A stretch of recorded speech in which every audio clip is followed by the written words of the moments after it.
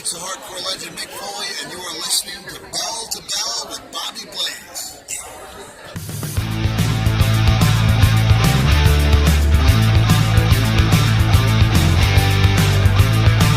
Make sure to like the video, subscribe to the channel and turn on the notification bell so you never miss an update. You know, I remember my first workout with Gene almost 35 years ago. And I was a young karate competitor and trying to expand my knowledge, and I went to train with Gene. And to say that it was a life-changing experience is an understatement.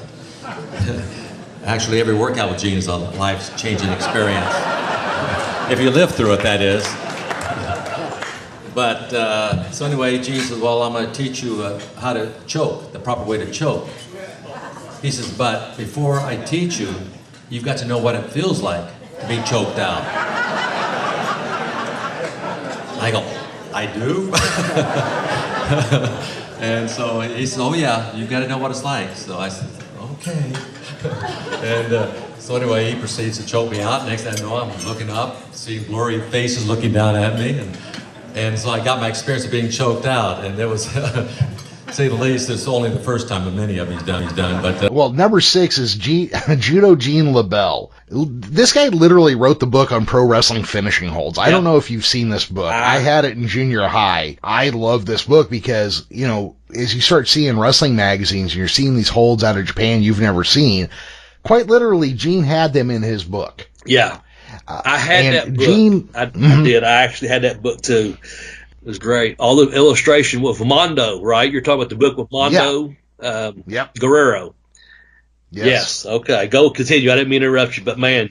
For people who don't know, and I don't know if we're far enough away from pro wrestling in LA's history for people to not know the Lebell family name. But Mike Lebell and his mom ran pro wrestling at the Olympic in Los Angeles.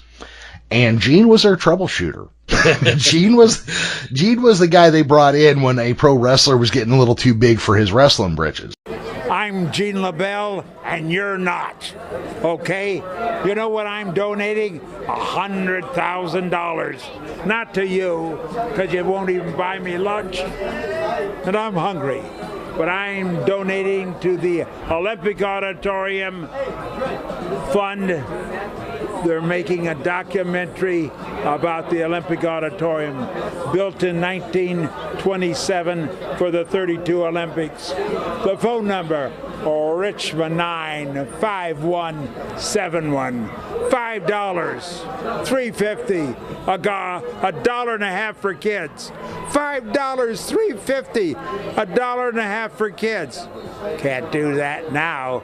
Costs you thousands of dollars to go see a fight or a wrestling match, but not out at the Olympic Auditorium, because it was a classic in its field and a legend in its own time. I've been to 2 World Fairs and an all-night gas station. I've never seen anything like the Olympic Auditorium. Don't miss the documentary when it comes out. If you do, I'm going to annihilate, mutilate, assassinate you. You hear me? He was a badass judo guy. He was a boxing guy. He was a stuntman. He was an actor. He also dyed his judo gi bright pink just because nobody could say shit about it when he did. The ladies used to do your laundry for you, because every day we were in a different tournament. We were wearing judo suits. So mine came back for the big tournament pink. The next day of the Mainichi newspaper, it said Daikon wins. That's a pink radish. So I got teased about it, and since I'm a very sensitive guy, somebody makes a comment, I body slam them. I love the pinky. Now, there is a story, I don't know how true or how not true or whatever. I'm hoping it's true if you tell them what I think you are. And I'm going to kind of gloss over some of the details as I've read it. But you've all heard the story about Steven Seagal getting his ass whipped by an old man and shitting his pants. That old man was Gene Lebell, who was in his 80s. He came over to my trailer, and I was with a guy called Conrad Palmisano, who is still a legend and one of the greatest stunt coordinators in the history of Hollywood. And we were standing there, we were just talking about moves and stuff like that, and we were just doing some stretching, and he was showing me how you can stretch, or he wanted to stretch my back, and he stretched my back, and then I just kind of flipped over the top of him and said thank you for that. There was never ever any confrontation with him ever. Never. In any way, shape, or form, and I swear to God on my children, they're the most sacred thing to me in this life. And so if he said that, he is a pathological scumbag liar. He should take some kind of medicine because he's got diarrhea of the mouth. And I say he's a great actor and a great martial artist. And after my incident with him, I spent a few months with lawyers. Well, would you ever admit it, A? And B, I mean, obviously the guy's a liar. I mean, he told everybody he taught Anderson Silva that kick. I mean, seriously, the guy doesn't have a very good track record. I'm so mad that he would say anything like that to Gene, like, I don't want to give anyone another quote. I'm going to give you another quote. I would beat the crap out of Steven Seagal, but I bet I could. Hell yeah. You know what? If he says anything bad about Gene to my face, I would be forced to do so. Of course I would. I had to make him crap his pants a second time. Yeah, Gene Lebell was not a man to be fucked with. As far as I know, he's still alive, and he's still not a guy to be fucked with to this day. He still wears his hair Kool-Aid red. You ask me what you're going to learn here. But I'm going to show you what you're going to learn. But when in doubt, choke them out. And you've got a nice neck for choking. Yeah, I don't think anyone want to fuck with them, and it's funny because I think when you have told that story on this show before, and I'm glad you shared it again for our new listeners and our new fans. But when you told it, I had heard it prior to you and I even talking or getting a podcast together. So I'm thinking, I used to always think that in wrestling, if I heard this in Knoxville and then I show up in Tampa and I hear it there's a pretty good chance that it's probably true. And I'd heard different stories about, let's say, a certain person in ICW that can maybe perform fellatio on herself or whatever. If I hear that in Ashland, and then I hear it in Knoxville, and I go to Tampa, and someone says, hey, by the way, did you know so-and-so could, suck their own dick? And I'm like, that must be a true story. Got a mouth like an outboard motor. All the time. Hey, I made a funny. Spring! Bone! If I'm not mistaken, being a judo man, I think he had a lot to do with Ronda Rousey's training. I don't know how much to a lot. I shouldn't say a lot. But he had something to do with some of her training, if I'm not mistaken, before she... I have read that somewhere, and if I remember right, Ronda Rousey's mom is a judo badass, too. She is, and I think there was a tie-in with, before she was done, it was a connection between... Gene Lebell and Roddy Piper, and they had a press conference of sorts or whatever when she was going to be using the name Rowdy Ronda, and this is back in the MMA or UFC days, and I want to say Gene Lebell was there in some capacity, so I don't know if he was the connection between Piper and her or whatever, but he put her in touch or whatever that was. This is all pre-WWE. Exactly. And she called you up and said, would that be okay? Yeah, and Uncle Gene's behind her going, tell him we're going to make a clothing line and we'll give him 50%. I said, sweetheart, let you just take it and run with it.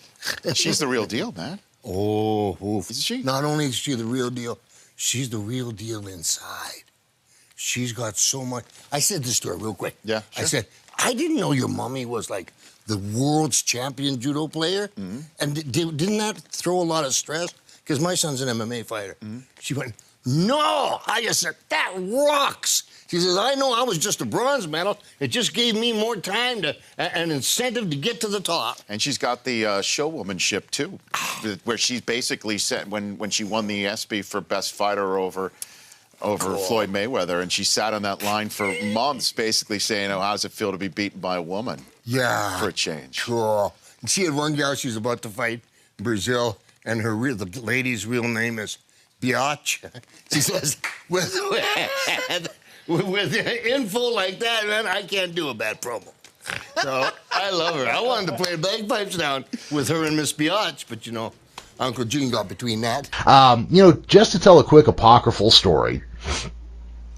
Gene Lebell says, and I don't know third party or not, because I know people that say they were trained by the guy who fought Bruce Lee, but Gene Lebell says that Bruce Lee came to him to learn more about grappling. And Gene wrestled him down to the floor and held on to him, and Bruce Lee says, let me up. And he goes, no, I'm not letting you up because you're going to punch the shit out of me if I do. So he kind of held him there till because Bruce Lee had a fucking temper on him. And Bruce Lee would just lose his shit and beat people till they couldn't talk right anymore under the wrong circumstance. And so Gene held him on the floor until Bruce was like, okay, let me up. I promise I'm not going to hit you when I get up. And so Gene says after that they became really good friends and they trained together and this, that, and the other. So I ended up working for the Green Hornet, doing a lot of the shows. And I got close to Bruce Lee, and he came down to my school and worked out for over a year privately, and I went and worked out with him at his school, and I taught him judo and wrestling and stuff like that, and some finishing holds, which he later worked in some movies. And he showed me a lot of his kicks and striking, which even today I use in the movies. A wonderful, wonderful man and a great martial artist.